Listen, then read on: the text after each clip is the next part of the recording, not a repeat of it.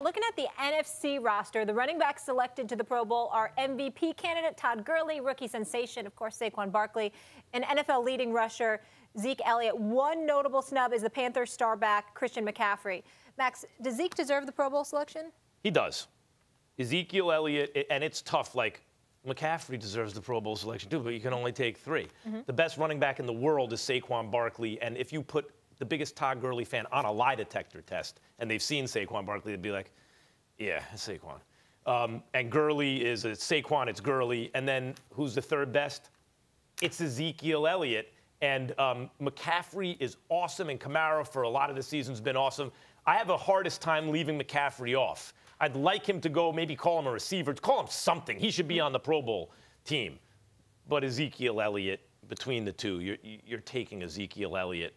And he deserves to go. Well, let me say this. I was going to play around and say, nope, no Ezekiel Elliott. But in all seriousness, I can't say that. I know how elite Ezekiel Elliott is. Here's what I really do. But let me tell you why I actually paused and contemplated it for a second.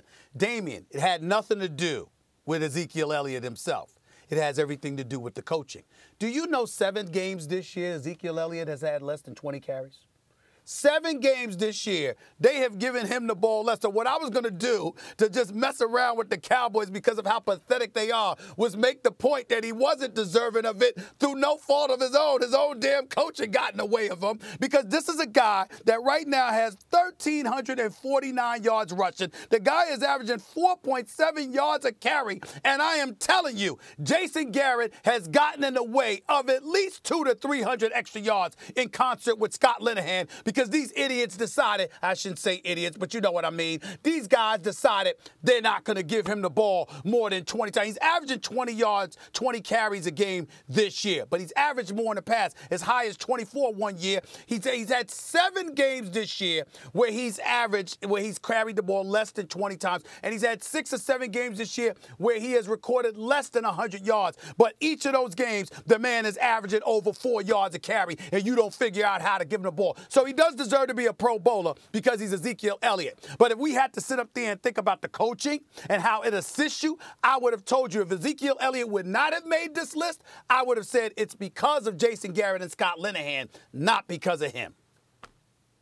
Well, I think there's some truth to that. You also can look on the flip side of, well, what was the reason for their 5-game winning streak? Was because the coaching staff finally woke up and realized that when we feed Zeke, good things happen to the Dallas Cowboys. And everybody talks about the defense, and rightfully so. Everyone talked about the wide receiver. Now I'm drawing for which team?